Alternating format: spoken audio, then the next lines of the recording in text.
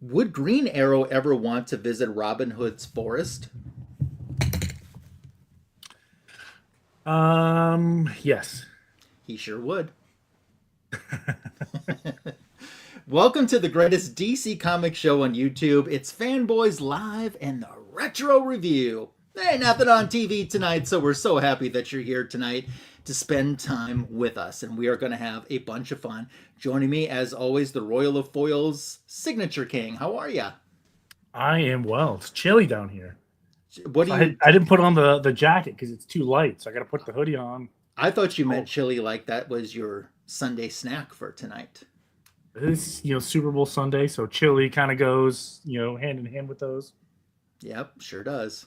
So, how was your week? Did you do any comic hunting? No, not really hunting, so to speak. Just picked up my normal back issues. Mm-hmm. I don't even really remember what I got. I just picked up.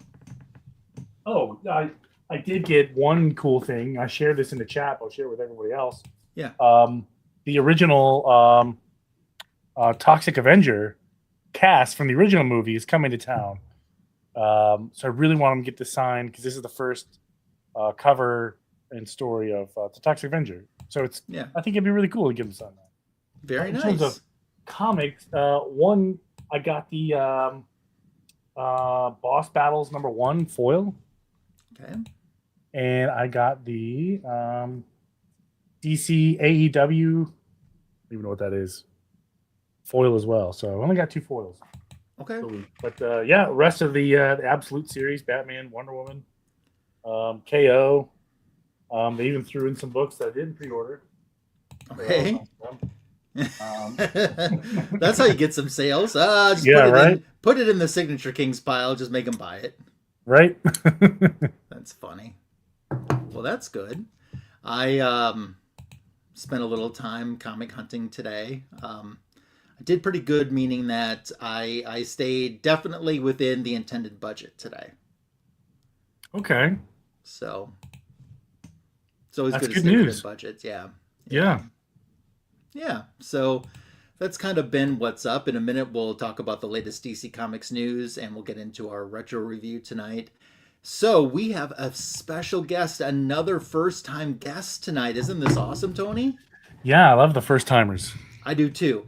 And although it's my first stream with this guest, I just feel so comfortable and at home with her.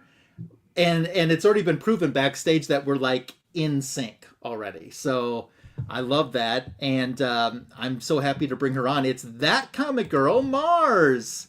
Howdy, friends. Howdy, Hi. howdy. Welcome to the show. Thank you so much for having me. It's funny, you posted something. I was like, who's available on Super Bowl Sunday to do a fanboy show? And I immediately messaged her. I was like, me. I don't Yes. do And I was sports. like, Me. yes, this is me. Yes, yes, yes. And then I turned right around and deleted that because I'm like, You oh, did. no. I got my guest. I'm like, I am set. And now you're here. So I feel so welcome. honored. Thank you. Yeah. For those that I don't know why they wouldn't be aware of you, because I know you got a strong comic book presence in the community. But tell us a little bit about you, just in a nutshell, about you and your collecting and what you like. Yeah, so I'm Mars, also known on the internet as That Comic Girl. I previously ran the wonderful Casually Comic Show where I covered weekly comics every week with my best friend Jennifer over on the Comic Books Will Break Your Heart channel. Ever since Jennifer's passing, I've been in limbo trying to figure out where I want to be in the comic space because while it's hard doing this without her, she wouldn't want me to not do it at all. So I've kind of integrated myself into TikTok and Instagram doing short form content where I talk about comics. I talk about my favorite comics, the comics that I think people should be reading. Sometimes I even talk about the comics I don't like. I have been called the comic queen of chaos, which is very fitting for me because I that's what I do. I come in and I cause chaos. But essentially, I have been reading comics for about 13 years now. And I started collecting with DC Comics. Like that's really what made me fall in love with the comics medium. And the character that we're going to be talking about tonight has a very, very special place in my heart. So I'm very excited that somebody has given me a platform that I can fanboy over my favorite character. So yeah, awesome. Well, it's great to have you here. And Jennifer was someone that I had interacted with as well in the chats too. And I do agree that she would want you to be somewhere. And I'm happy that tonight that you're with us. I'm very thankful to be here. Yeah. And also, I do want to just throw this out here right now because I honestly don't know the most appropriate spot where to put this in the show, but I do want to send some acknowledgments that Papa Wheelie from the comic book community passed away today.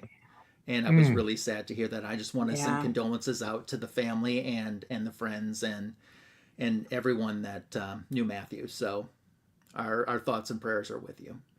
So damn. Yeah, that's sad.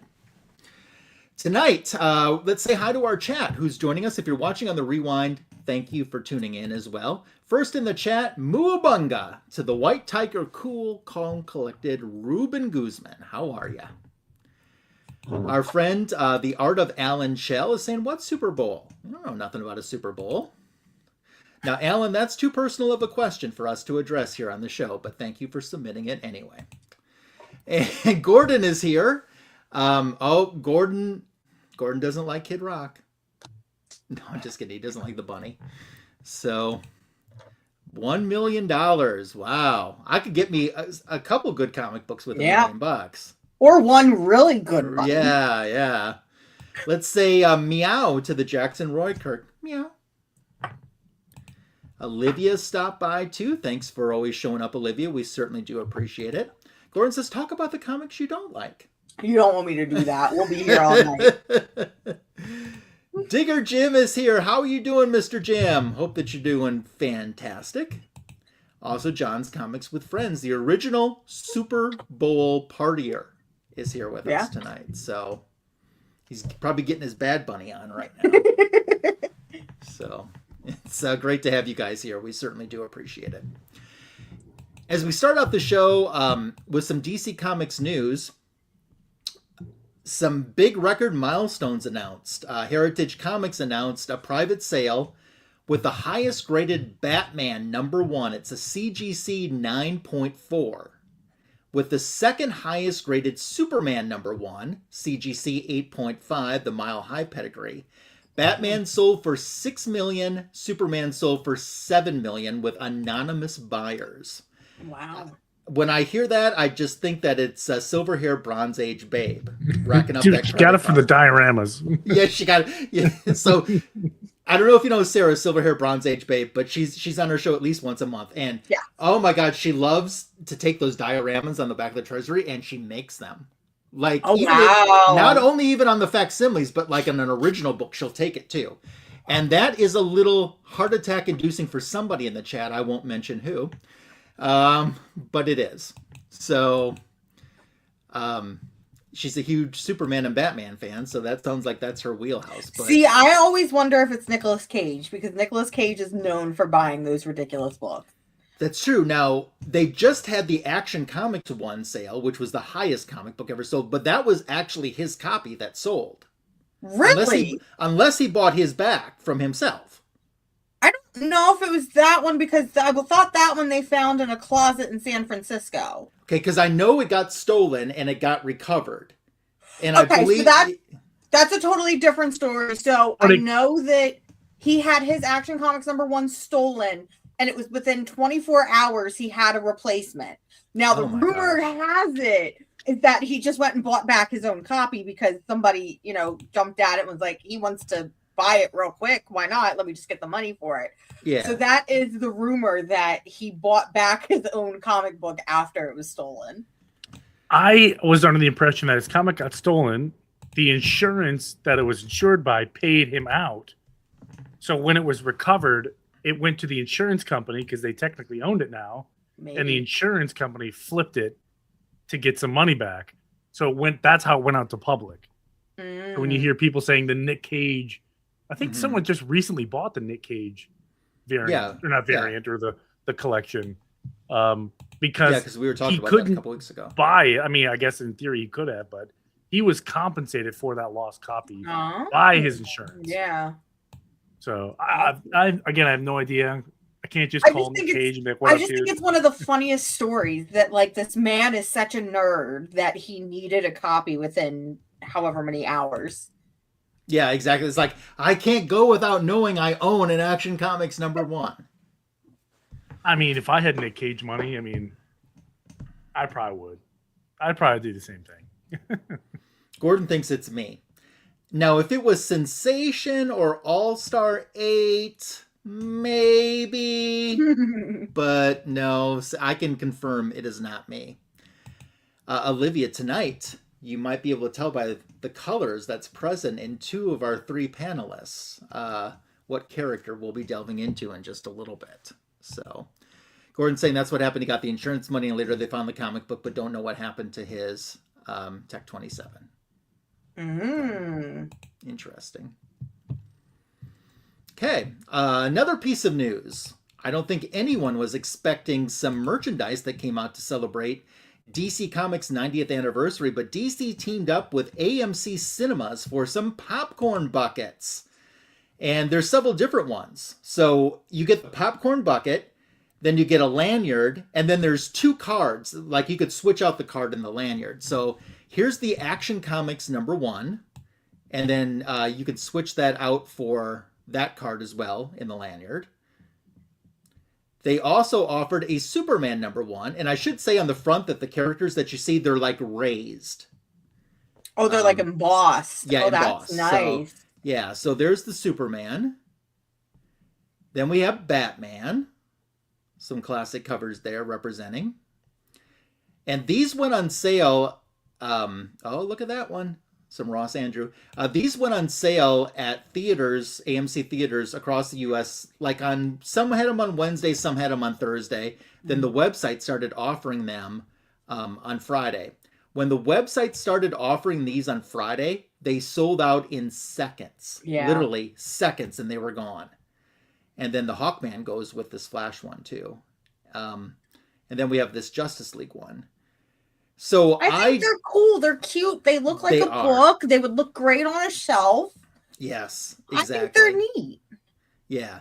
So what I'm hearing is the Flash and the Wonder Woman are the hardest to find because there aren't as many in a case when the AMC theaters get them. Those are the hardest to get. So like I said, they sold out in seconds on the official website. Now they're up on eBay for 3 times the amount of what they're selling for, because the retail was $21.95 on each one of those. But the $21.95, if you're able to find it in a theater, you'll get food that comes with it too. Yeah. You get either popcorn or cookies. Oh. So, but if you order it on the website, it's the same price without the food. Yeah. So I want the food. If I'm ordering it, I want my cookies. Exactly. So we'll come back and revisit this topic when we get to the book show. That's just what I'm saying for now. Wink, wink, wink.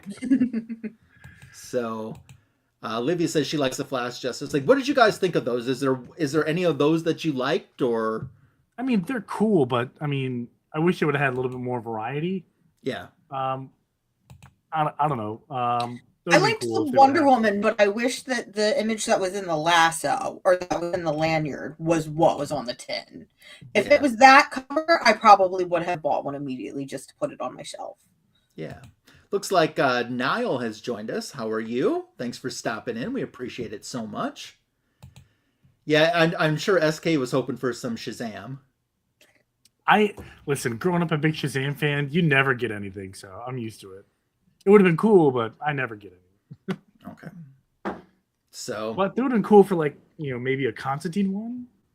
You know? I think you're really pushing. If you're not going to get Shazam, you're not going to get Constantine. You're not going to get Constantine. Well, it's played by Keanu Reeves, so everybody loves Keanu Reeves. They could have done a Keanu Reeves cover. I did think it was interesting that they launched these without like a movie to tie in with those, But I will say, like a re-release. Yeah. What I will say, I really, really hope that when the Supergirl movie hits, that AMC does a Supergirl one in the same style as these, like another one, you know, to add in. And I think like her first appearance would be pretty cool with her bursting out of that rocket ship. That might be a cool cover. So, yeah, Matt Ryan too, a Constantine actor. Yeah, Matt Ryan would be cool. I would love to meet Matt Ryan, but he never comes anywhere near me. So Olivia, that's a good guess. I don't think it's 100% accurate, but you got the right color. You're on the right track. So Digger Jim says he would have gotten the Superman 1 for sure. Yeah, that is a good one. SK, what other news do you have for us tonight? It's a barren wasteland for news. We got some just happening, you know, within the last 24 hours. Even there was some new footage today, even during the Super Bowl, some new Supergirl footage. It was brief. I'm not going to spoil it. Well, there's really nothing to spoil, but check it out. It's pretty cool. But other than that, I mean, I got nothing. Mars, will you see the Supergirl movie like in theaters? Or? Absolutely, I will. Okay, of cool. course, I got to represent my girl. It's Superman, Woman of Tomorrow, and just I love that we're actually getting DC content that is very good. Yes. But I have some big DC news that you guys are missing. Tell me. And that is that Absolute Batman was announced yesterday that it is going to its 11th printing for issue number 1. That is pretty big news. 11 I think that printing. Is huge that it's going to 11 printings. And listen, I had the same response as SK, and I had to be like, well, we just got the first trade out, and then the second trade also just came out literally this week. Mm-hmm. So why aren't people just going for the trades? And apparently, according to retailers, they're having problems even keeping the trades in stock. And I was talking to somebody who knows a little bit of the insider business, and they explained to me that the trades are printed in China overseas. Mm-hmm. Whereas the single issues are printed in Canada. So there is a lot less of a wait time to get those single issues into a shop than there is to get reprints of the trade. And so if somebody comes in looking for Absolute Batman and you don't have the trade available, but maybe you have late printings, you know, somebody would rather pick up the late printings rather than leave with nothing. And so rather than a shop selling I don't know what the Absolute Batman trade goes for, but $18.99 to $19.99 trade, you have somebody who's probably walking out with $60 in single issues. So yeah, I think it's a little crazy. It's going to 11 printings, but the Absolute universe and Absolute Batman in particular is helping shops so much right now. Financially, that I'm like, you know what? It can go to 70 printings for all I care if it helps keep our local comic shops in business.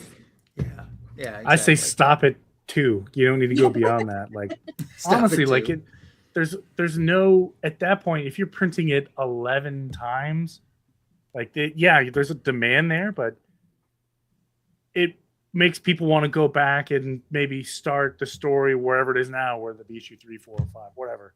You know, to keep bringing them back, but I mean. Honestly, who's buying print 1, 2, 3, 4, 5, 6, 7, 8, 9, 10, 11?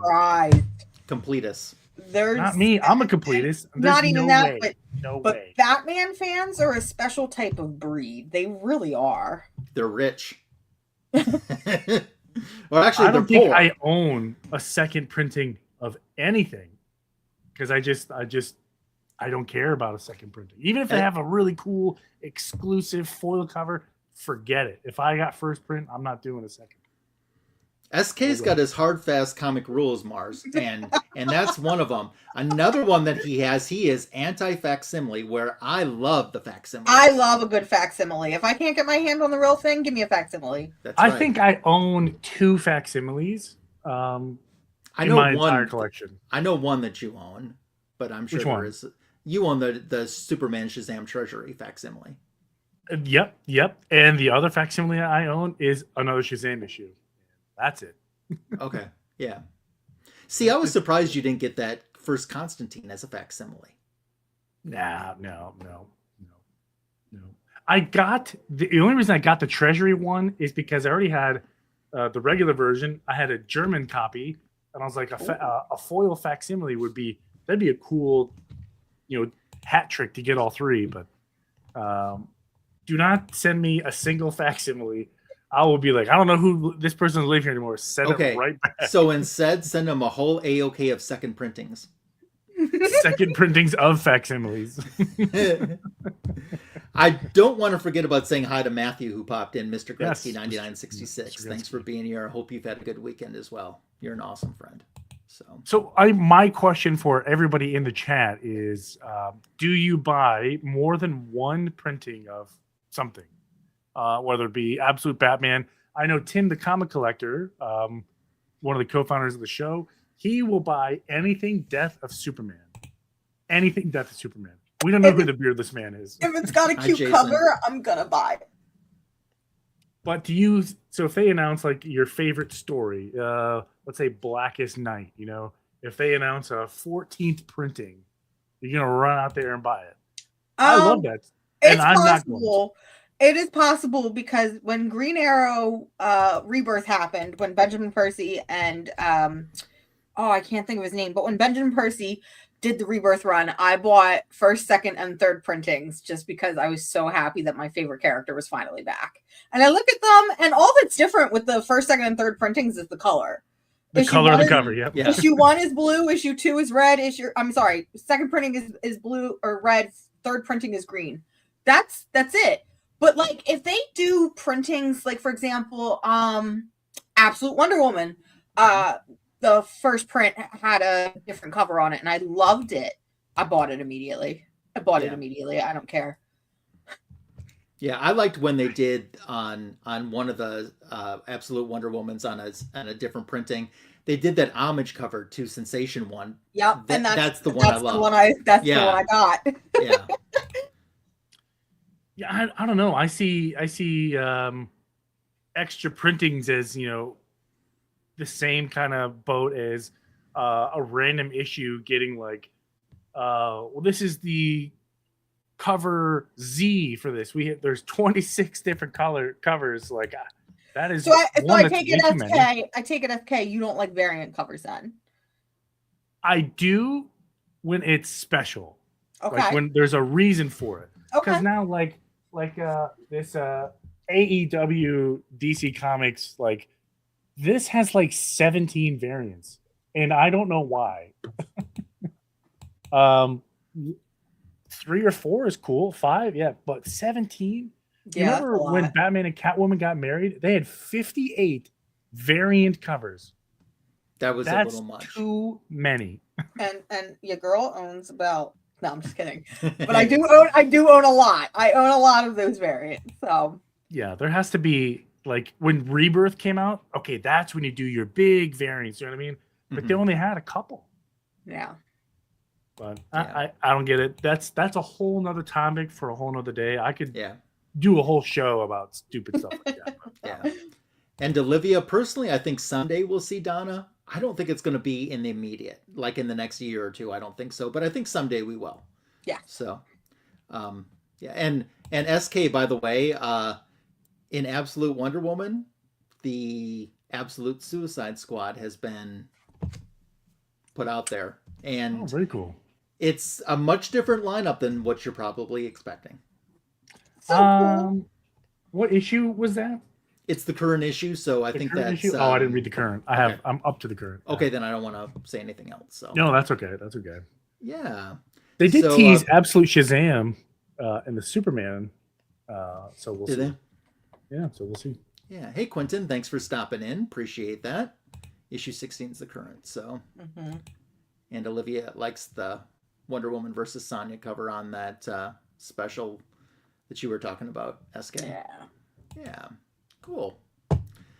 So yeah, that's kind of what's going on in the world of DC. What's this? As long as Harley is in this version, he'll be in. If they do it right and keep her a villain, great, wonderful.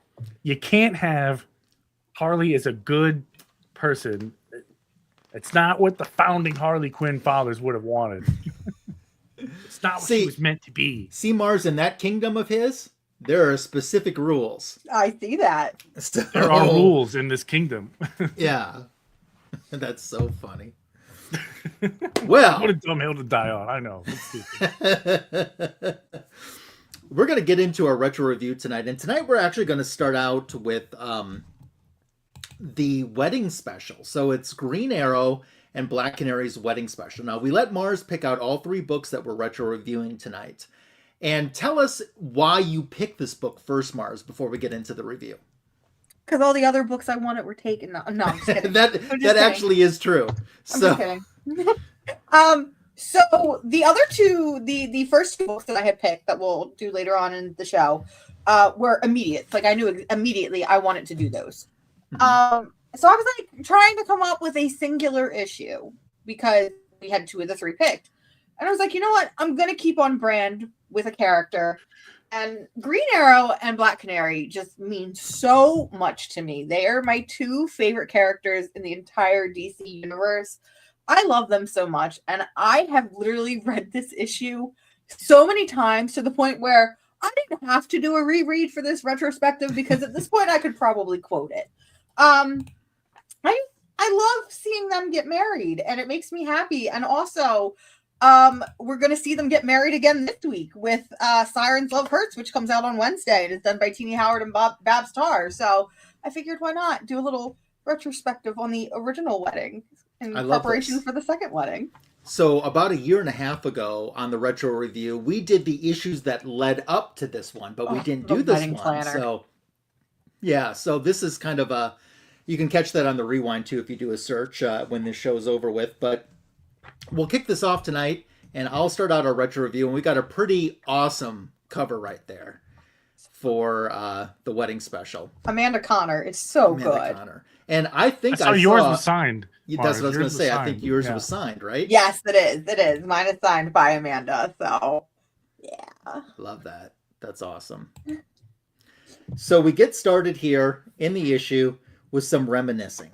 And, you know, the relationship didn't start out of admiration or respect. And we're seeing some flashbacks to Black Canary and Oliver interacting within the Justice League. And it looks like she's checking out his butt in that one panel. Yeah. And how they've just started working together, and that's how people get to know one another. You know, sometimes there was horror in what they saw. Then we go on to the next 2 splashes, and we see all sorts of things. We see there's been betrayal, there's been heartbreak, days that stretched on without end, unthinkable tragedy. But they began anew, and I love how they're showing and representing the birds of prey. I love everything about it because their relationship was not peaches and cream. Like, he cheated on her a couple times, and there was a whole stretch of period where she thought he was dead, and yeah, they've been through a lot. They have, and you can see as they've gone through, even on that other panel, she's smacking the heck out of him too. And we see that Oliver's become the mayor, but wounds heal, and time change, and people change along with the times. And sometimes, though, what remains in the heart is the only constant, and the union's inevitable, and nothing remains but bliss. So here we are, and now they are cursing at each other over this wedding. And I'm marrying a piece of bleep like you, and I must be out of my bleeping mind. And they said it wouldn't last is the name of the story. The Wedding of the Green Arrow and Black Canary. So they're in their bedroom, and they're discussing the guest list a little bit for the wedding. And, first they're discussing a battle that they just had. And she's like, what did you want me to do? He's like, it's Arrow, then Canary Cry. That's the order that we do it. And she's like, how does that matter? And he's like, you screwed up the rhythm that we had. And she's like, oh my gosh, it's all about you, this male that needs to be in charge. And he's like, I don't have to be. And she's like, oh, please, hang a sign around your neck with a big arrow pointing down to your. And he's like, wait a minute. He's like, I'm so sorry that we have a problem with teamwork. Maybe we should just rustle up one of your old dance partners like Hawkman or Ra's al Ghul, the U.S. Navy. And, that one always gets me because, I try to forget that Black Canary and Ra's al Ghul had a fling during the early Birds of Prey stories, which is fantastic if you read it, but at the same time, it's like, why? How? What the hell? Yeah. So she whaps him a good one for that, and they are in each other's faces, and all of that electricity, all of that magic, they are ready now. On Mars, what we refer to this as on this show is stirring the spaghetti sauce. Oh, we listen. This entire issue is gonna stir the spaghetti sauce. Okay? So they're getting ready to start getting that sauce going, and clothes are flying off. And she's like, "Wait." And he's like, "You want to do it in the kitchen?" And she's like, "No, I think we should wait." He's like, "You mean wait till we get in the kitchen?" And she's like, "What is it with you in the kitchen?" He's like, "Well, that's where I thought you liked it, because last time I'm just trying to keep up with you." And she's like, "No, no, no, no, no, no." She's like, "We shouldn't make love until after we're married." And he's like, "Yeah?" And she's like, "Yeah." And he's like, "Well, the ship's kind of sailed on you wearing white." And she's like, "Hey, I want this to be special." And then he realizes exactly how serious she is. And he says, "Please." And he's like, "Okay." And then he's like, "Well, how about we just do this now, and then after this one we start?" And she's like shutting that down right away. So I think, and if I can't say this on the show, I apologize. You could say almost anything. I think that they might be the horniest couple in comics. I They really could do. So he's headed for a cold shower, and she's headed out to that fabulous kitchen. And now they're talking about the guest list, and they're literally inviting everyone to come in their costume, and even Snapper Carr is getting an invitation. And Oliver's like, he's an idiot. And she's like, I'm not saying that to be cruel, but he is just an idiot. And she's like, we're inviting everyone. And he's just kind of given in with it, I love that face. All of their friends have secret identities. We can't jeopardize them. And he's like, but we know most of their secret identities. It's like, it's just easier and it's better if they just come in, in costume. And then she kind of plays him a little bit, look at my big tough man all with his chest puffed up, and wants to make sure he has a special day and it has to be perfect. And it's so cute. And he says, well, I'm actually pissed about the sex thing. And she's like, well, do you think everyone will show up? And he says, well, they've known us for a long time. They're going to be happy with us. So here's the reaction we're getting across the DCU. It'll never work. Never work. This page is one of my favorite. Actually, there's a lot of pages in this book that are my favorite page in comics, but I love this. I don't even know how many panels it is. It's 16 panels of just everybody that's been in their lives. And like, if you know Green Arrow and you know Black Canary, you know how important most of these people are to them. Sure. So we got a lot of it's not going to make it. We got Snapper who's like, dude, I can't believe they invited me. We got some it's about times, good for yous, kids. And we got Batman saying, Alfred, tell them I can't make it. We cut over to a discussion between Superman and Wonder Woman, who are talking about the invitations they received, and Wonder Woman saying it's going to weaken them. And Superman kind of takes note of that. He's like, marriage weakens people. And she says, well, I didn't mean that to apply to you. I don't doubt that they're meant to be together, but that doesn't mean they should be together. It just worries me a little bit, Diana says. And she's like, I'm not sure people like them, people like us, should marry other people like us. Maybe we need like an oasis, someone outside of this life. Kind of what you did, Superman. And he likes how she kind of saved herself there with that comeback. And he's the eternal optimist. He thinks it's going to be great. And she says, yeah, of course she would. And he's like, everyone's going to be there. For once, we're not trying to stop something horrendous or battle a big force of darkness, no disaster and fights, no blood to be shed. And we just get to enjoy being around one another. So it's a celebration, and unlike anything we'll be able to find anywhere else. We cut over. Who do we have here? Dr. Savannah, who's going to a wedding. And they're like, he's talking with Deathstroke, and he's like, how did you find out about it? He's like, oh, I'm a man of great means. He's like, oh, you stole Snapper Carr's invitation, didn't you? And he's like, yeah, the guy's an idiot. So, and he's like, so Deathstroke is like, you want me to take them all out in one shot? And they're like, well, when are we going to get this opportunity again? And Deathstroke's like, it's not going to work. And he's like, how could you live with yourself if we didn't try? I've got an idea. And so Deathstroke's like, I'm in. He's like, but how are we going to get there, or how are we going to get in there? And Savannah says, well, I have getting access to that is not going to be a problem. I'm getting us a ride. And we see this little figure appear that we'll see again later on. If you scroll down just a little bit, that we'll see again later on. So now we cut over to Oliver's getting a bachelor party. And he's saying, can't have strippers. And they're like, Hal's like, you're serious about that? And they're getting ready for the bachelor party, wondering what the women are doing for the bachelorette party. And as he walks in, yeah, there's a room full of strippers. So, but for the girls, their bachelorette party, they're at a strip club. They're at the Meat Locker, of all places. A male review and entertainment show, a private party. So here, the ladies are enjoying themselves a little beefcake. And Dinah is, just having a little bit of conversation about her wedding. She's a little bit more serious than everyone else is. And they're asking how many people are coming to this. And she's like, everybody's coming. And are they going to fit? Well, she's like, yeah, we kind of got a place picked out. And if you go to the next page, you'll see that everyone has arrived. Look at that. Look at that. I love this page. Yeah, me too. Check out some of the characters there. I think my only gripe with this page is that Huntress is all the way up in the top left corner. And I'm like, she should be down there with Babs and Mia because Huntress is her girl. Like, they ran with the Birds of Prey for years, but true. That's beside the point, Yes. Yeah, how did Beast Boy end up at the bottom? So they are at the cave. The original headquarters for the Justice League is where they're at.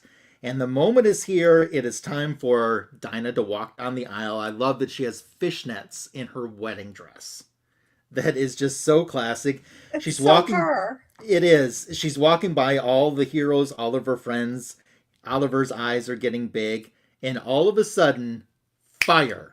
And 5 nuclear warheads have gone off. And that takes out 3 Green Lanterns, Superman, and Wonder...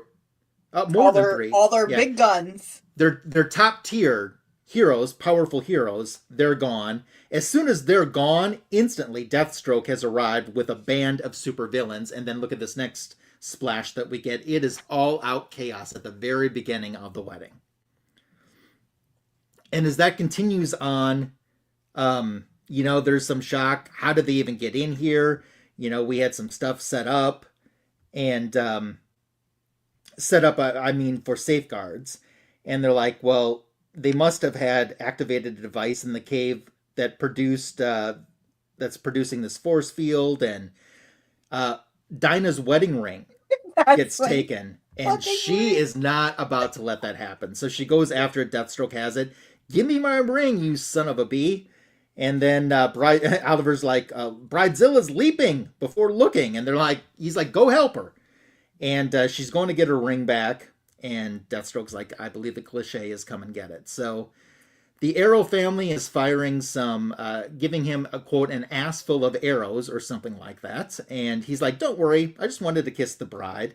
And she's like, kiss this. And she kicks him in a protected area. And he's like, hey, with this costume, do you think I don't have a cup on? He's like, duh. And all of a sudden, who pops down but the Batman that we didn't think was going to come? Oliver says, I thought you said you weren't coming. He says, I'm not coming for the wedding. I came for the fight. And he's like, we need some reinforcements. And as they continue battling, we check in real briefly that the nukes are being taken care of and destroyed by the heavy hitters. And Oliver is back again, and he's able to fire an arrow. And he's able to bring down, because the heavy hitters can't get back in right now, because they kind of sealed this off with that guy that we saw that Savannah brought in that says, this is your transport in. And so now Oliver's used just an arrow that brings the heavy hitters back in. And Deathstroke knows that it's time to retreat. I told them it wouldn't work. And they're like, well, it worked a little, and a little is enough. And instantly they kind of gobble up. You see the Green Lanterns encasing them with the power ring. And they can kind of get the wedding back on track, which they do. So now we cut over to the honeymoon, where Oliver says the real fun of the evening is ahead of us. And there's Canary with her lingerie, otherwise as once referred to on TV as lingerie. So she's got her lingerie on. And she's like, do you like it? And he's like, I love it. And I love you, Dinah. And they go to kiss. And then things are starting to heat up for a second. All of a sudden, you see this blade that's so sharp that it cuts her hair instantly. And Oliver is trying to stab her or slit her throat, and she is trying to figure out just what the heck is going on. And he is going full force on this, and she's fighting him back. And she goes to reach for an arrow that's on the ground. She grabs it, and then you see the look on her face. You see the look on his face. The issue comes to an end as she stabbed him through the neck with a to be continued. Oh, no. And it's the big setup for the Green Arrow Black Canary series. Yes, exactly. I want to say hello to Carlito, who has popped in when we started out our first review. How are you doing? So cool. So one down, and we'll talk about all these stories once we get the other two reviews done. Up next, tell us what you picked, and this is going to be your review, Mars. So tell us what you picked. I picked Green Arrow number 44, which is a huge moment in Green Arrow lore. Huge moment. Mm-hmm. So to kind of preface things, Oliver Queen has taken on a young ward named Mia Dearden. Mia Dearden first appeared in the first couple issues of Green Arrow, and was basically introduced as a young prostitute who he rescued and took under his wing. There has been some kind of like scuffle, battle in the issues leading up to this, and Mia had to go to the doctor to get checked out and looked over, and it's in this issue that we find some life-changing things happening. Yeah. And if you can't tell by the cover, it kind of gives a hint at what's to come. And it certainly takes off in the beginning, so take it away, Mars. Okay, so our issue basically starts off with Green Arrow and Connor Hawke, which is his son, kind of going over the issues that have been going on with Brick, who is a major character in Green Arrow lore and has been basically trying to take over the city. Green Arrow shows up at the clinic because he's basically here to pick up Mia, and he's escorted inside to basically say, hey, we have some big news and we need to talk. I gotta do this all without crying, y'all. So it's essentially revealed that Mia has tested positive for HIV. And Oliver takes this news really, really rough. Mia has kind of like, I've gotten the news. I'm going to start living with it. This is what's going on. Olivia Black Canary is not in this particular issue. However, she is a big player throughout the entire series, which is Green Arrow by it starts off as Kevin Smith and then leads into Judd Winick. I highly recommend the book. It leads up into the Wedding Special, which was also written by Judd Winick. So Mia Dearden basically is like, I have HIV. And Oliver's like, well, how did this happen? And Mia is smart. She's a smart kid. At this time, she's only I believe she's about 15 or 16 when this issue happens. And she's like, I was living on the streets when you found me. I've been a prostitute since the age of 11. It comes from either the sex that I was having or the drugs that I was taking to stay awake. And that's rough because, again, Mia is a teenager. She's a young kid, and she has been diagnosed with this life-changing and oftentimes fatal disease. And Oliver immediately jumps into dad mode. He's like, you said HIV. You didn't say AIDS, which we know can tend to be the more fatal of the two. What kind of treatment can we get her? Money is not an option. I will pay for it. And it's like, it's not a matter of money, Mr. Queen. We know you have her covered and we appreciate you for doing this. But it's going to be a lot, not only as a toll on her body with all the new medications she has to take, but she's a young girl who has been just diagnosed with HIV. And that is something that very rarely, if ever, happens. There's unfortunately a stereotype and a stigma when it comes to this sort of disease, and it does not happen to girls as young as her. But in terms of her backstory, she knows that it was bound to happen. And that's basically what Mia says is, I knew that it was going to happen. I'm fine. Everything's okay. It's not a big deal. And Ollie knows that that's not a big deal, So we go into another page where Connor's basically wrapping everything up with, I'm going to be real. I think that this is just the Jim Gordon knockoff because as all of my friends know, Green Arrow is just a better Batman story. But so Connor is kind of wrapping things up when he gets a call saying, hey, you need to come home right now. Shit's basically going down. And he immediately is like, all right, I'm there. What's going on? Because throughout the story and the run that we have seen, because this is in volume 6, like I said, this is issue 44, we've seen the three of them sort of form a bond and a family. And so we jump back to Oliver Queen's house where it's the three of them talking. And for those of you that don't know, Connor Hawke is a former monk who has trained in Tibetan monasteries. And so he is essentially if you thought Oliver was the libertarian hippie of the group, Connor is that intensified. He is all calm, we do what we have to do. I'm going to fix you vegetarian lunches, we'll do breathing and meditation exercises.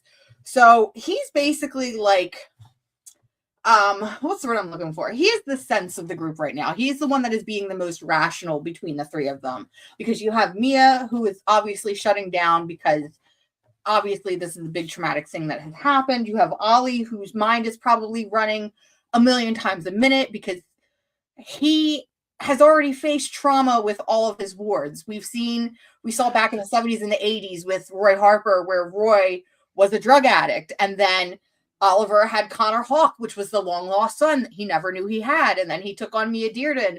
And Mia Dearden has now been diagnosed with HIV. So he's kind of feeling like he is the failure parent, even though these are all things that are kind of out of his control. So again, we have more Mia of her shutting down with it and being like, look, I have a trig class in the morning.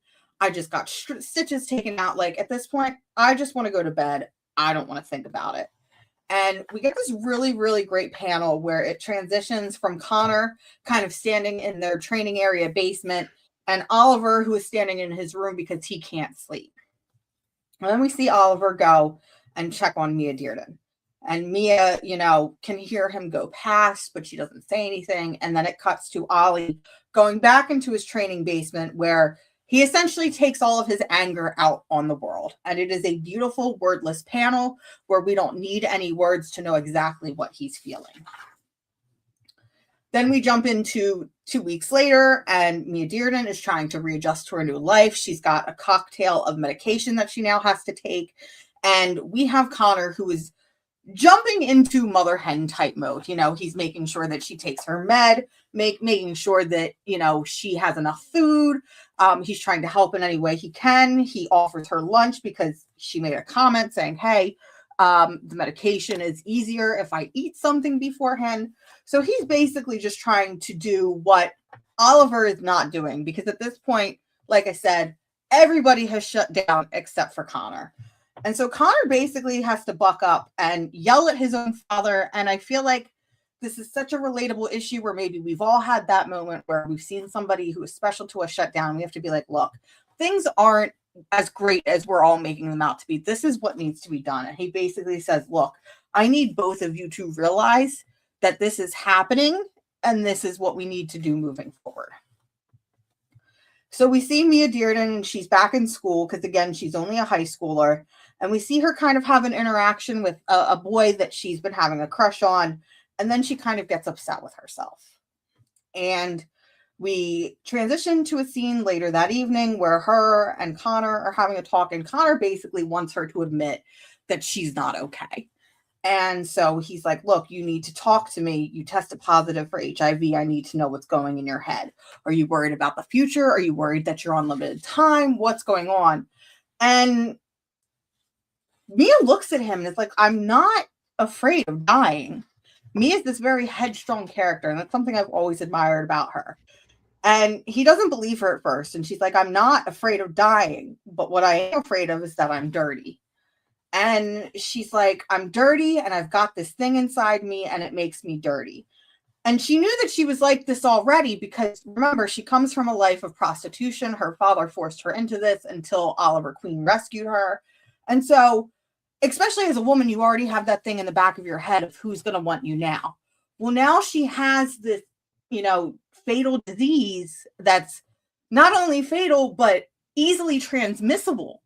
And so she's like, not only am I a former prostitute, but now I have this thing that I can give to other people. Who's going to want me now?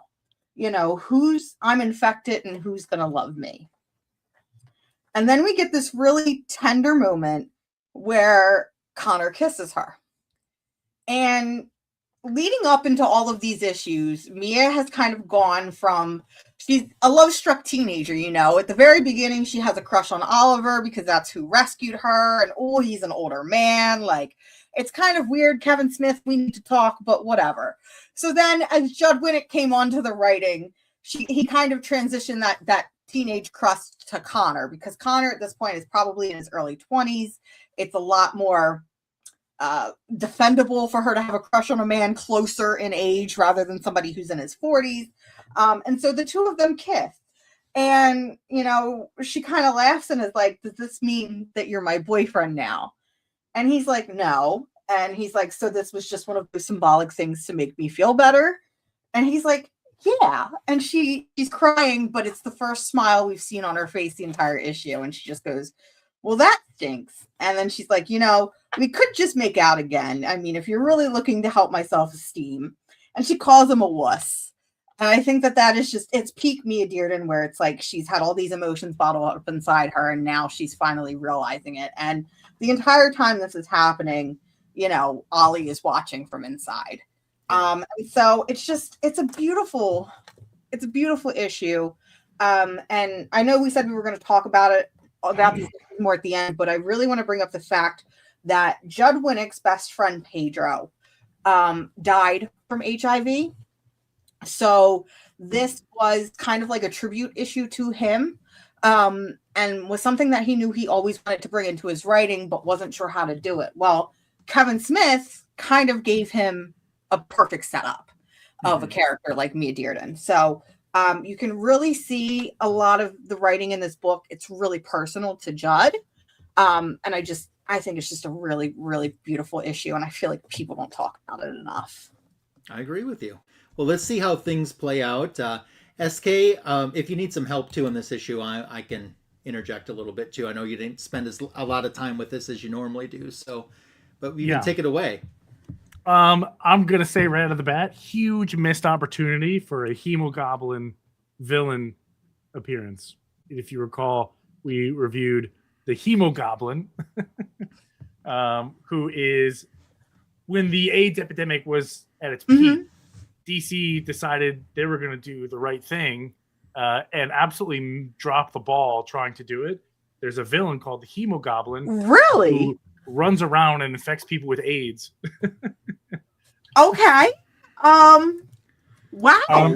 And he's a Mars needs vampire. a moment to process this. He's a vampire too. So I'm literally like looking this up as we speak, because I'm the big DC fan, big Green Arrow fan, love this, and I've never heard of this in my life, and now I'm like, Yeah, look at the Hemogoblin. It's pretty funny. He runs around with Snowflame, the cocaine-powered supervillain. Totally real. DC totally did it. They did. And I thought Egg Foo was bad, but no. Yeah, Egg Foo, a giant egg, isn't that bad after Ooh. this. So at the height of the cocaine and height of the AIDS epidemic, DC was like, let's make a team of supervillains that absolutely does not age well at all. You learn something new every day. Yeah. That was a really funny one to review, but yeah, obviously they couldn't do it right here. Like, that'd be hugely politically incorrect and they get a ton of backlash, but I mean, like, it'd be kind of funny. But okay, we start off here with Mia, and she is at I don't know if it's her high school or just a high school, but she's giving one of those motivational speeches. She's sharing her story essentially. She's coming out as a person with HIV to the entire school. Yeah, and she talks about how she got it, the life she lived, how it affected her, and where she is right now. And she educates them a little bit too by saying, if you shake my hand or talk to me or give me a hug, you're not going to get it. Yeah. Yeah, and I've seen a lot of. I was too young for when the AIDS pandemic was huge and everyone was afraid of it. They even did TV shows back then, and I forget the name of it. I saw one where this little boy had AIDS and he was at a school, and the school district overreacted and sent all this information to the parents, and everybody was pulling their kids out of class. And it's like, come on.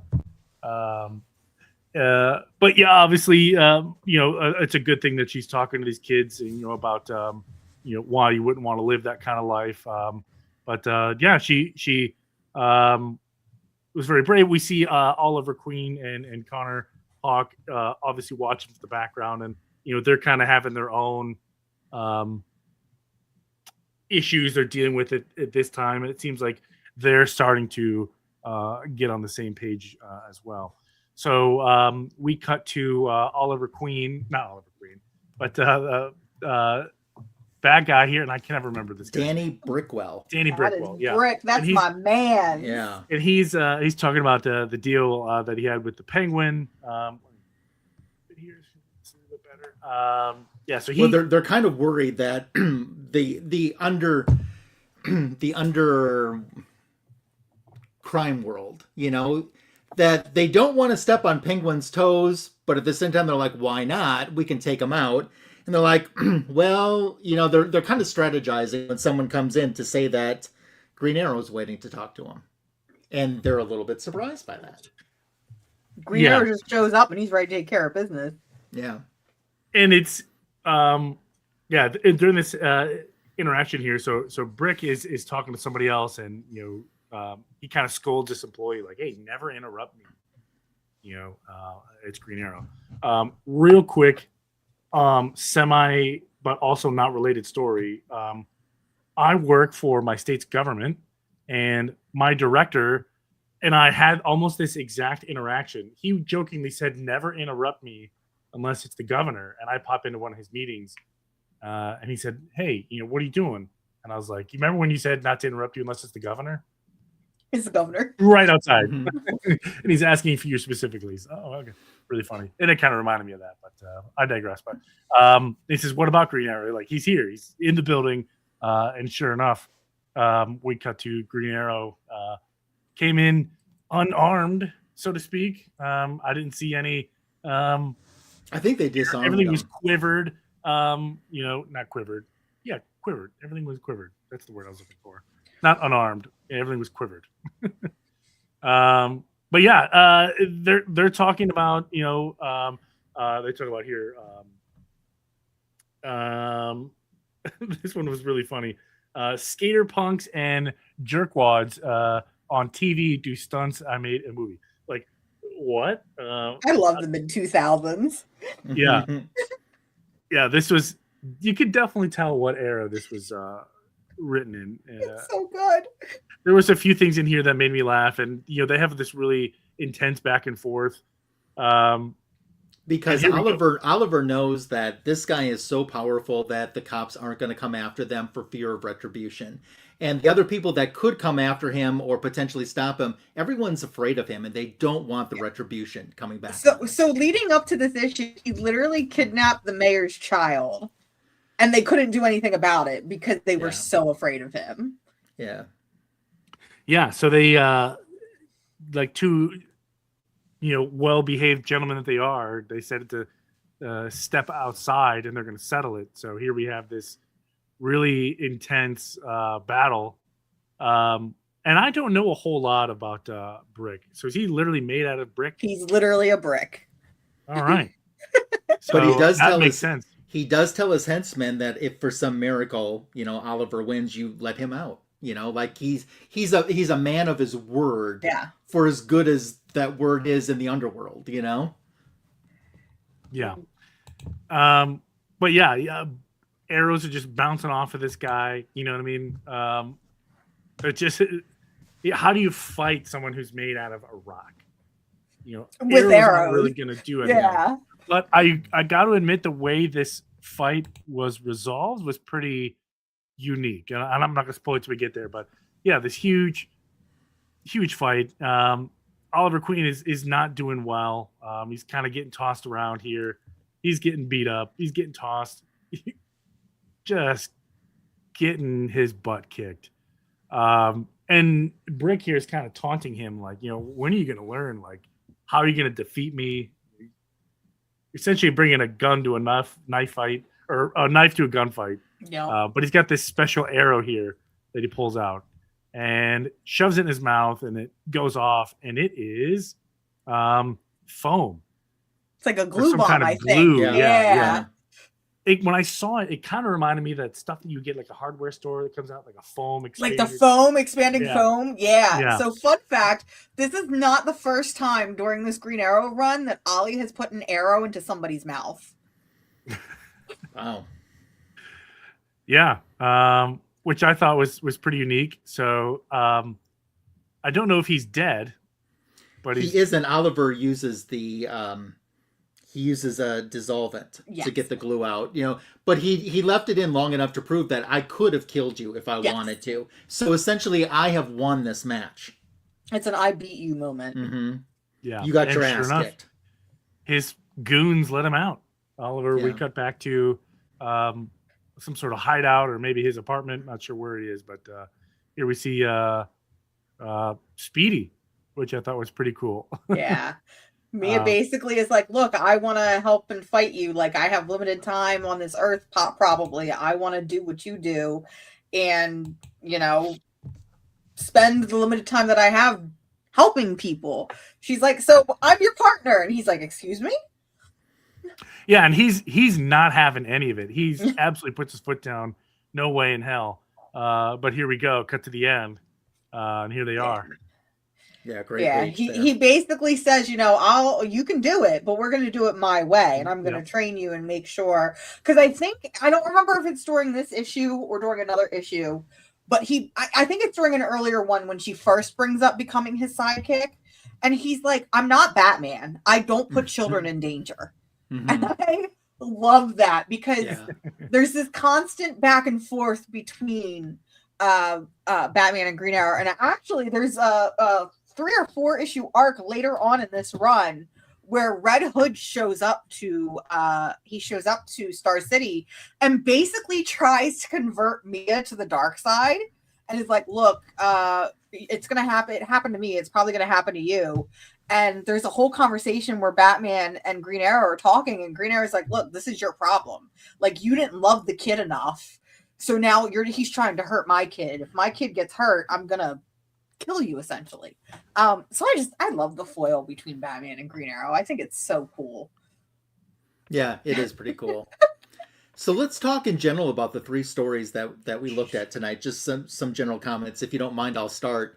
Yeah. First, I do have to say hello to Super Russ 9000 because he came in when we were reviewing and I didn't want to interrupt the review. So thanks. Hi, Russ. Russ must be done watching his Bad Bunny. So glad he's here. So with the 2 issues that we just did, neither one of these issues, like Mars, from the story you reviewed, from the page 1, it's like, bam, we are here. And there's no fluff in either one of those stories. Even the pages that don't have panels, if it's just a big splash or something, they're so well laid out, like with the action and the scene moving with the action, that you don't need the words. I really like that. Phil Hester and Andy Parks, who is the illustrator and inker respectively, really do such a great job on the series because they are actually the artists on the majority of the series. Okay. So I just like that with the writing just didn't give you filler. It just went boom from the very first page. Here we are. This is where we're at.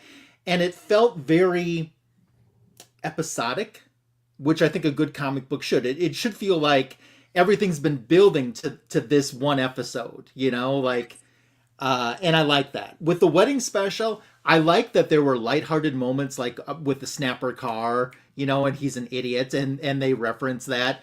And so many heroes. I love that they put it at the Justice League cave. I didn't see that coming at all. Being a huge JLA fan, I always have an affinity for the cave. I just love it. I just thought that was a bunch of fun, and the cliffhanger on that, which leads into another series, would make you want to pick up that series. Like, I'm like, I need to pick up or start reading these issues to see exactly what happened. Let me ask you a question. Yeah. It's actually kind of a two-parter. So I'm assuming this is the first time either one of you have read these books and Correct. Judd Winick with Green Arrow. Okay. Mm-hmm. So you, Ryan, would love the Green Arrow and Black Canary run that follows the wedding issue because it takes us to Themyscira. Oh. The first 4 issues or so have to do with Themyscira because we find out that Oliver has been taken to Themyscira. And there's a lot of really cool Black Canary moments where she's interacting with the different Amazons, and she ends up having to get into this gladiator fight to basically rescue Oliver. And you would love I think I would, and I think I'm going to, for my own personal enjoyment, reading. And the artwork is by Cliff Chang.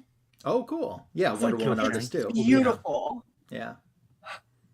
I love hearing that we're getting some Black Canary figures. That's cool. So, SK, what did you think about the stories that we reviewed tonight? Any thoughts or comments on any of the ones that we talked about? Yeah, I never read the Wedding Special one. I've seen it a billion times, but I've never, I don't know why, just got it or looked through it. So it was unique to me. I just want to point out that my issue came out almost exactly to the day 21 years ago. Oh, really? Yeah. Oh, wow. Really? 21 years ago, almost to the day. Which is interesting, but also kind of hurts my back to think about. I was a sophomore in high school. But the art is different. It's not one that I particularly enjoy because it reminds me of, I don't know why, but it seems more like it's cartoonish. I know that seems kind of weird to say about a comic book art that it's cartoonish. It's a comic book. Well, I don't know why. I prefer not to say that they're not talented. I mean, clearly they are. Now, are you saying that for the Green Arrow issues or for the Wedding Special or both? The Green Arrow issues. Okay. I think if I say anything negative about Amanda Connor's art, someone's going to plant a bomb underneath my car. It's and very if I turn it on, it'll explode. I was just curious, but no, I've met Amanda Connor a couple times. She's very nice. I got her to sign a few things, but nothing Green Arrow or Harley related. But not my taste in art, but I do enjoy the story. But overall, I think they were solid stories. Okay, cool. Mars, your thoughts on the issues that we talked about, things that we haven't mentioned yet? It's my favorite book. Like literally, the Judd. So it's like I said, the book starts off as Kevin Smith doing it. It's Kevin Smith and Phil Hester who did the art. Kevin Smith did the first 12 issues. That can be a little convoluted because it's a lot of the Oliver Queen was dead and now we're bringing him back and his souls are apart and we got to merge them and there's some Green Lantern spectral business. Once Judd Winick steps onto the book, he kind of grounds Green Arrow into this character that is fighting for the little guy, which I love, and it's what made me fall in love with the character was Judd Winick's run. And it's something that I used to read every year. I would read it from start to finish because, like you said, it is very episodic. Everything leads into it. So the entire Green Arrow run up to issue 75, because issue 75, which is the final issue, is the proposal issue for Green Arrow and Black Canary. Yep. And then we go into the Wedding Special, which sets up this and sets up the whole Green Arrow is evil and tries to kill Dinah, and then we go through the grief of it, and then that immediately leads into the I believe it's 27 issues or something like that of the Green Arrow Black Canary. So while I think yes, you probably could read these and not have read all of this, I think reading all of Judd Winick's work pays off, because if you think about it, he spent from I think it was 2004 or 2005 is when he stepped onto the book. Could have been 2003. he was writing this character up until 2010, I think. Okay. So he spent like 6-7 years with this character and with the supporting cast. So like you can really see the love he puts into these characters. And I love them so much. As they say, some writers write for the trade and some writers write for the omnibus. He sounds like he's an omnibus writer. Yes. So yeah, that's cool. One more thing that I really wanted to mention that I didn't before on the Green Arrow issues that we covered tonight. I really liked that, and you know, you saying, Mars, that this is based as a tribute to a real person, it definitely, that pays off. It comes across right, because they're saying things like, I am living. I'm not dying. I am living. I'm so glad you said that, because that is my favorite line, I think, in the entire series. Yeah. Is I'm living with HIV. And it's something that I've used personally when I've seen friends get sick. Mm-hmm. You know, our friend Jennifer, when we found out her diagnosis, now granted it wasn't HIV, it was another terminal illness. I remember immediately sending her that page and being like, you're living, like you're here, you're with us. Like, so I think even if you don't have HIV, I think even if you know somebody who has a terminal illness or isn't their best or has some type of diagnosis, this is like a light at the end of the tunnel, I think, for them. And I think that's why I resonate with these particular issues as much as I do, because it is my favorite part of this run. Yeah. And I just thought the writing, you know, in many ways, not just recycling that same living with, but they're bringing out things and the education still, even after all these years, you would think you wouldn't have to educate someone that you can hug me and it's okay. Yeah. But it's always good to put that in. And to me, it didn't feel crammed down my throat. It just felt, and then I don't know. It was a PSA without it feeling like a PSA. Yeah.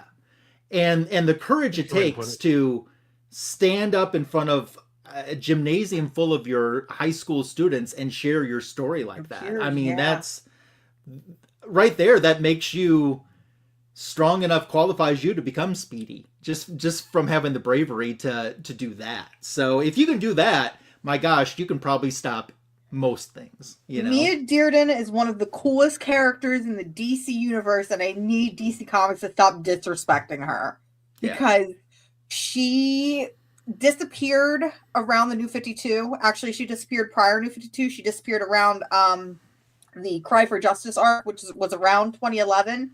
Mm-hmm. And then she didn't come back until the most recent Joshua Williamson Green Arrow series. So she was missing from comics for almost 20 years. And even in that run, I don't think she was as involved as, at least I wish that she was, not in the way that she was in these stories. I want her back. I think she's cool. Put her in the Teen Titans. She's just a lot of fun. I love Mia Dearden. Cool. Well, I think you picked us some great issues tonight. So before we jump into our book show and talk about where we can be found on YouTube and stuff, I normally don't do this, but I just have to throw this out here. Mars, how many Green Arrows do you think I've met? How many do I think you've met? Mm-hmm. Well, there've only been, are we talking live action or are we talking animated? Whatever you qualify. How many Green Arrows do you think I've met? SK, you don't know either. How many do you think I've met? I don't. I'm going to say 3. Okay. Have you met my enemy? Who's your enemy? Stephen Amell. So fun fact, before you reveal, Stephen Amell blocked me on Twitter years ago because I sent him, because he made a comment about Green Arrow, and I just, I was a kid. I was like 23, and I just tweeted at him. I was like, you should read these Green Arrow stories because they're so great. And then he blocked me. And I was like, oh, okay. I guess you don't like the character.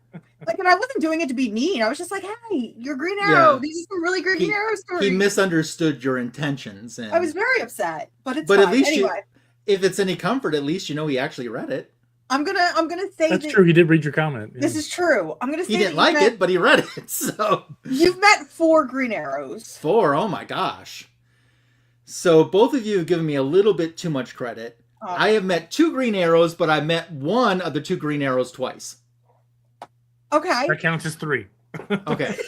So I've met Stephen Amell. Oh no! And Stephen Amell. So I met him twice.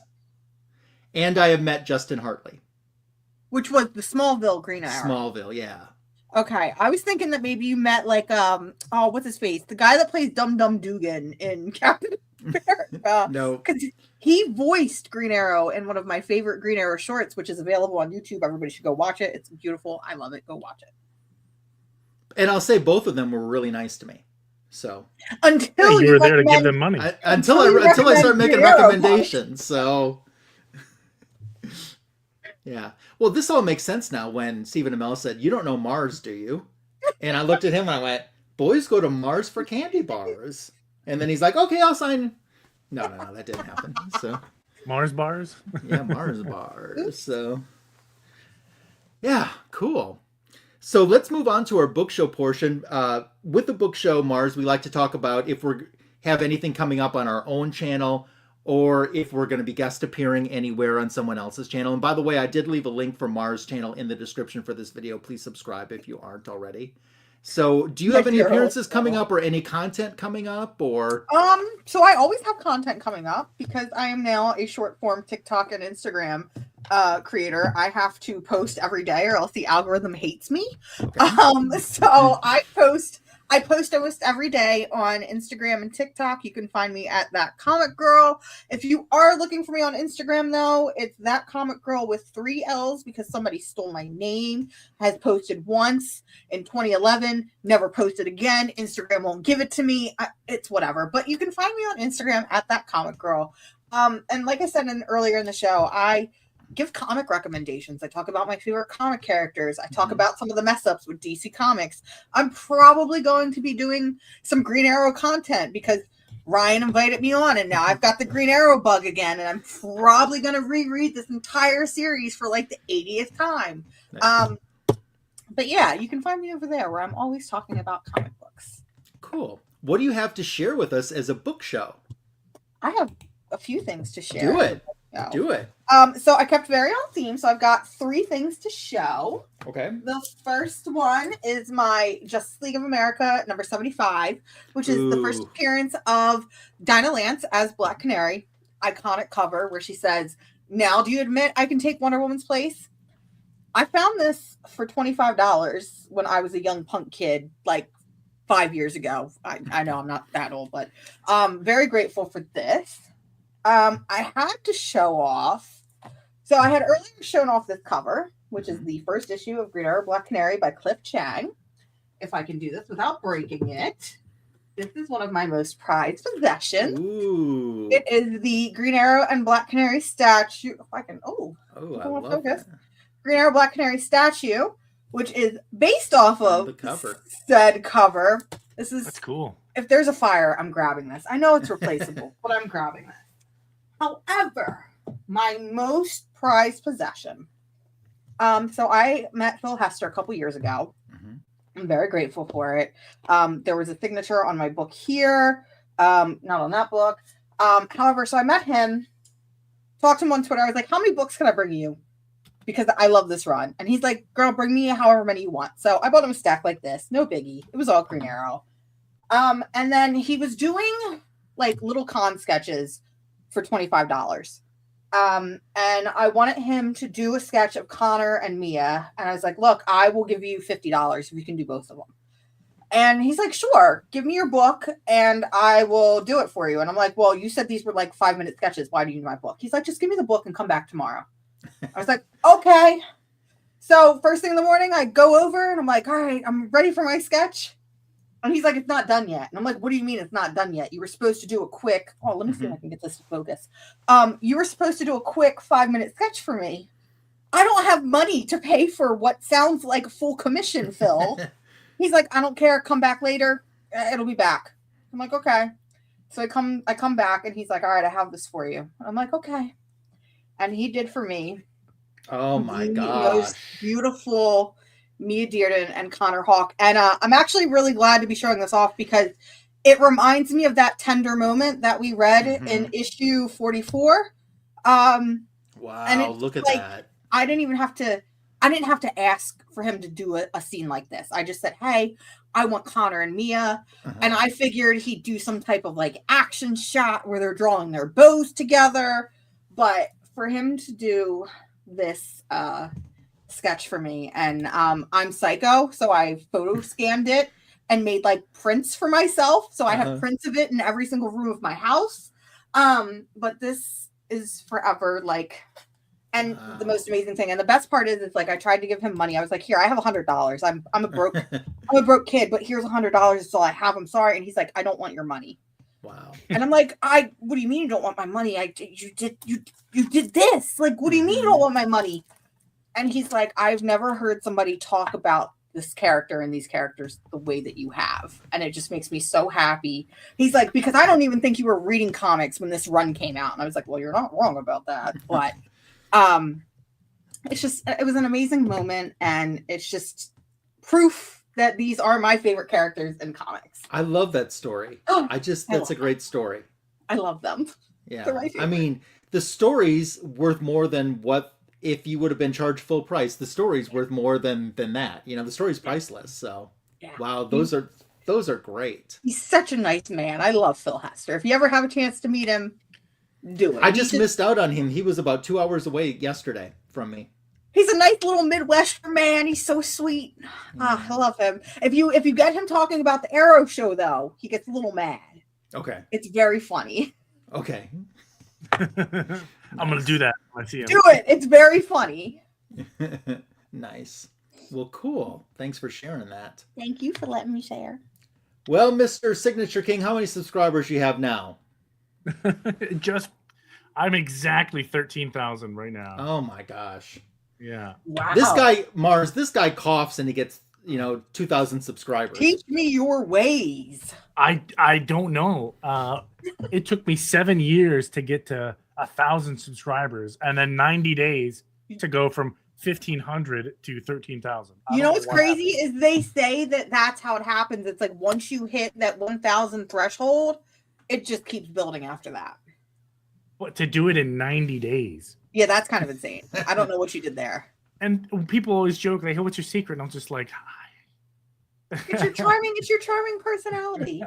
Well, that's a lie. I don't know. But in terms of new content, I do have a short coming out tomorrow. People seem to like the Shazam stuff. My last video was pretty successful. 22,000 views. That's it. On my Shazam foreign comic video. So yeah, I'll take it. So I'm gonna roll with Shazam and see where that takes me. But I got two books here. One that's on topic was a gift from I see it. Digger Jim, and we talked about this on the show. We reviewed this exact story. Beautiful. Greg Land signed this one, so Digger Jim was able to hook me up with that. So Digger Jim, if you're in the chat, thank you, sir. You're a good man. I don't care what anybody says about you or puts into my DMs. I think you're pretty cool. But yeah, and talking about Supergirl, they had some cool. Yeah, I do need a Shazam. Yeah, why don't I have a Shazam poster? What's wrong with me? I don't understand. Tony, there is they actually made, because I actually saw one, an Alex Ross 24 by 36 Shazam poster. You need that. I do need that. Anyway, go ahead. Yeah, there's a lot of Shazam things I need, so that's a whole nother episode. But yeah, we're talking about Supergirl. There was some Supergirl stuff That's going on at the halftime show and the Puppy Bowl, I guess. There was a crypto thing. But so here we are, Supergirl special number 1, signed by cover artist Frank Cho. Who was about 3.5 hours late. It sounds like he was also stuck in the No Kings protest traffic that I was stuck in, but they probably didn't want to punch him in the face. But yeah, that's it. Just some cool shorts, and yeah, I have no idea how I'm at 13,000 subscribers. Well, whatever you're tomorrow, doing or not doing, keep doing it. Tomorrow, Lasso will be about 900,000 subscribers. Oh, please. Yes. I'm calling it Please. now. Please. So on my channel, I can talk about what's currently on the channel. I did a comic book editions video with the last of my 2025 holiday haul. This is from my friend Mr. Fridge Art, and some cool things in there. And there was something in there I even had to censor. So I'm usually not censoring in my videos, but I had to on that one. What it is, only he and I will ever know. But he messages me and he's like, "You made it sound like I sent you a sex something." And I'm like, "No, I said on the video it wasn't nothing like an adult thing or nothing like that." And he's like, "Well, that's what it sounds like." And I'm like, no. I have a back issue of the week short for Black History Month that has done quite well, 1.3K, and I got like 1.1K within the first 30 minutes of it dropping, and it's on Black Lightning, a character that I've really gotten into. I'm working on his volume 1, so that's cool. And that's what is currently on the channel. What's coming up on the channel, I have a back issue of the week YouTube short tomorrow in honor of Valentine's Day. It's a Marvel book, and it's a Marvel character popping the question. So you can tune in to find out what that is. I'm working on this Tuesday's comic book editions video. It has started raining AOKs at my house for 2026, and I have 3 to share in one video, including one from a gentleman that's in the chat, Alan Shell, who was just on as a guest on Fanboys a few weeks back. So he sent me something that I unbox in this video that will be dropping Tuesday afternoon. So I'm excited to share that with you. As for my book show, the first thing, so I looked at that Signature King tonight and all his facial hair fell off. And I'm like, that kind of inspired my book show because I needed something on topic as well. So in the Bronze Age, Green Arrow was co-headlining with Green Lantern, Green Arrow. Here's issue 94. It says, Green Arrow without a beard. Why? Oh, I ask the same thing every day. Why? So I thought this was a fun cover. Being a big Black Canary fan as well. Great BC cover too. So. Yes. And then I said we would go back and revisit this in the book show portion. I was talking about the AMC popcorn buckets. wow. Ooh. I got me one. So how is it a bucket? Where does the popcorn go? Oh, that's cool. So inside is the lanyard with the 2 different cards that you can swap out. So that's not really a bucket. It's still cool, mm-hmm. but I don't see how they could call it a bucket. Can you see how it's raised there, how it's embossed there? Yeah. That's how you knew it was raised. So, because he had one under the desk. Yeah, they didn't. I wouldn't have mind having all of them, but you have to look at your budget sometime. But I absolutely had to have the Wonder Woman, and I really wanted the Justice League, but they didn't have the Justice League. But I think I've got that problem taken care of. So tune into my video on Tuesday because I'll talk a little bit how I'm going to take care of that Justice League issue with this popcorn bucket. So that's funny. Yeah. That's very cool. I love that. And I do want to say that if you'd like to participate at home with our book show, you can share a cover or anything else DC Comics oriented with us on Instagram. Use the hashtag Fanboys Live and the Retro Review. We'd love to see what you can share or would like to share with us. We'd love to see it. So cool. As I said, I left a link for Mars' YouTube channel in the description for this video. Make sure to sub her up, of course, sub up the Signature King because he's hurting for subscribers there at that 13,000. And I thank you guys for joining us in the live chat. If you watched during the rewind, I thank you as well. Let's talk for about another minute or so, and then we'll wrap it up. I just thought, Mars, that you did a great review tonight. I'm so happy to finally have done a stream with you. Thank you. I will say this. I feel like I've hung out with you like a gazillion times already. For me, it was just really, oh yeah, that's my friend. Bing, bang, boom. I love that. Listen, if you like comics, then I'm your friend because there is nothing in this world that I love to talk about more than comic books. And I don't get enough of that around here. I live in a small state, we have 3 comic book shops in our area. It kind of sucks, but I'm always it's always a pleasure to sit and talk and chat, and thank you again so much for having me. I really appreciate it. Thank you. We'd love to have you back on again in the future Absolutely. too. Absolutely. Well, next week we have another first-time guest. It is Daymares. Adam is going to be with us, so tune in to the greatest DC comic show on YouTube, Fanboys Live and the Retro Review next week. That's it for this week. Thanks for watching and have a great night. Bye for now.